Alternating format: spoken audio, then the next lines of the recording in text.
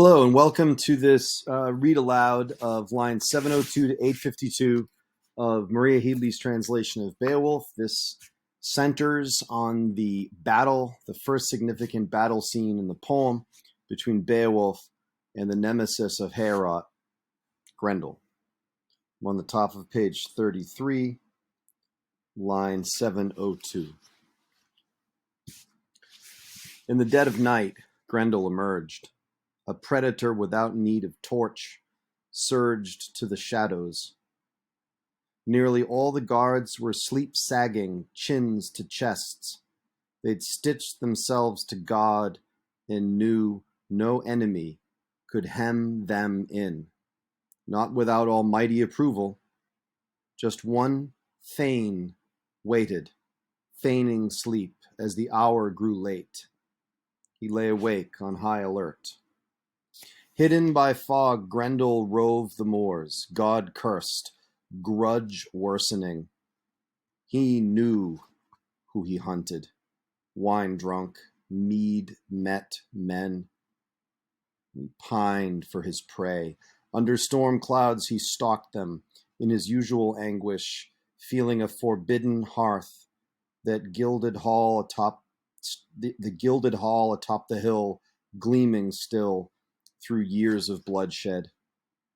This was not the first time he'd hunted in Hrothgar's hall, but never before nor later had he such hard luck. No one worthy had historically lain in wait. The warrior worked his way toward the war, his head and heart hurting, and arrived at the iron-crossed door. Its hinges howled a welcome, and his rage ratcheted up. He flung the hatch wide and leapt into the mead room, over decorated floors, into the hold, fury frothing. His heart crowned as he counted them. His heart crowed as he counted them, man by man, nested together, roosting like roasting chickens. He'd be the sort of fox that stalks the night. Eat his fill, no coo remaining, no bill, only feathers loose on the floor. Before sunrise, he planned to prize souls from skeletons. His weird, though, would no longer be writ in others' blood. Red footprints to the door and out, the moors, the mere. No, tonight was the night Grendel's goose would be cooked, his funeral banquet bruised and blue. Fervid and flexing, faking sleep, Hygelac,'s servant spied from his bench, scanning slit-eyed the long, haunted hall, awaiting the hunted hunter. At last, his enemy struck, snatching a sleeper, sucking him bone dry, staining the pale planks red, grunting, gobbling, gnawing him limb from limb, here a throat, here a head, fingers, feet, dead. Hands outstretched to slaughter a second, Grendel dropped his first course, spotting the bed where Beowulf slept.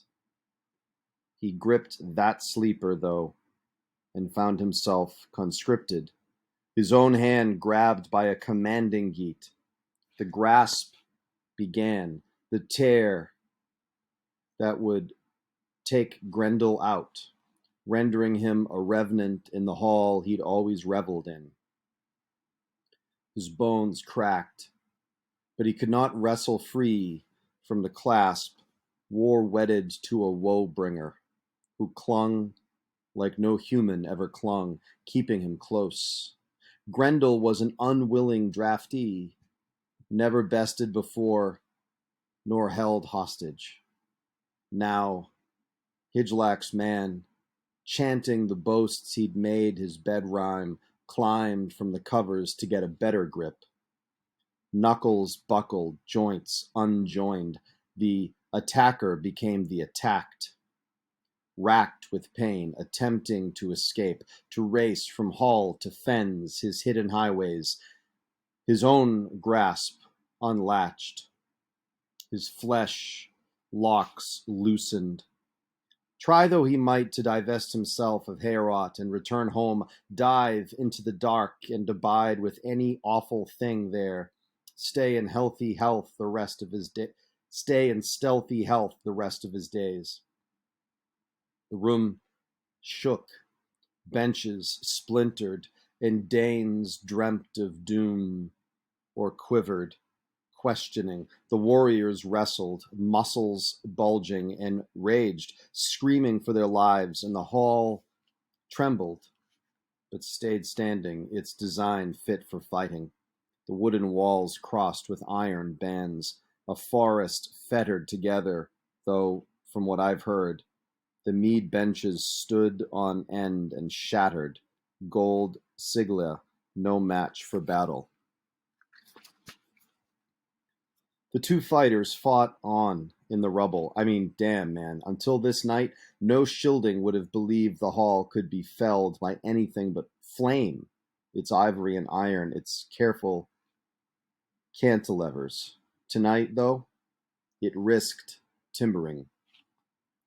A wailing clamor rose again, echoing over the confines, and the North Danes listened to the sound of Doom's hammer, instability building a home in the hearts of those who heard it. The whole hill quaked with the shriek of that almighty abrogate, the loner's lament, handcuffed by hopelessness, losing to an unforeseen leader. The warrior holding him was stronger than any monster, more muscular than any man. That stalwart of soldiers had no wish to imprison the invader, only to slay him. Grendel's life wasn't worth living, and Beowulf had decided to end it. His own men stood, too, as the unarmed enemies swung heirloom blades willy-nilly, though really, their captain needed no safekeeping. They swung for the slayer's soul, but their struggle was for naught.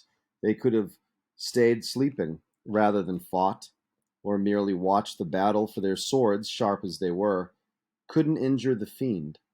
His spells warded him, annealing his skin. Still, his death would be agony. The world clung to his fingers, and life leaving wouldn't be swift.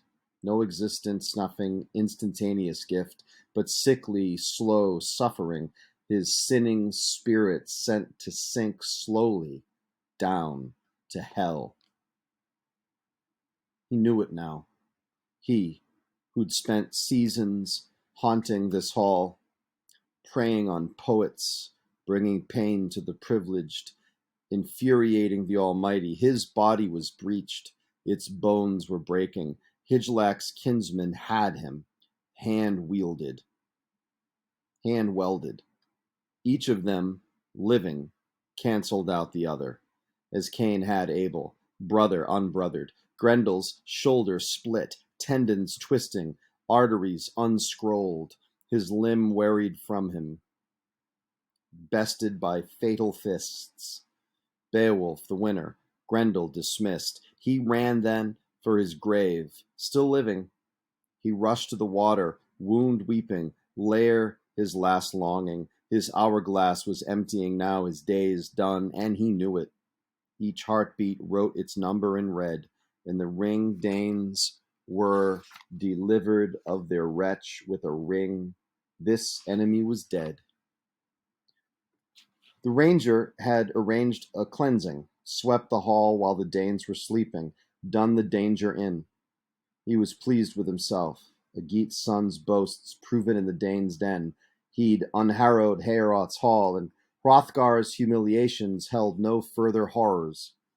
The darkness of recent fate now taking the form of someone lately late, even if the whole wasn't here, but only a hand. Grendel's arm torn off by the hero at the shoulder and hung on high, the span of his grasp displayed. Bro, I've heard when dawn broke, soldiers stampeded to the ring hall, chieftains coming to contemplate the cooling corpse portion. warriors and wild men from all over the realm, wide-eyed with wonder, overwhelmed at the sight of Grendel's tracks in the dirt. No sorrow there for those who'd suffered him, but satisfaction at the marks of misery, where he'd conveyed himself from hall door to mere shore, bleeding out. He'd left a river of gore, and the warriors had no regrets, imagining him dropping a doomed carcass into those wicked waters, which even now were blood-clotted, scarlet drifts. Oh, the gift of this, that devil diver deep in the dark, dimmer and dimmer yet, dying, dying, dead. Here was the truth. Everyone knew it. Grendel was headed down, hell-bent.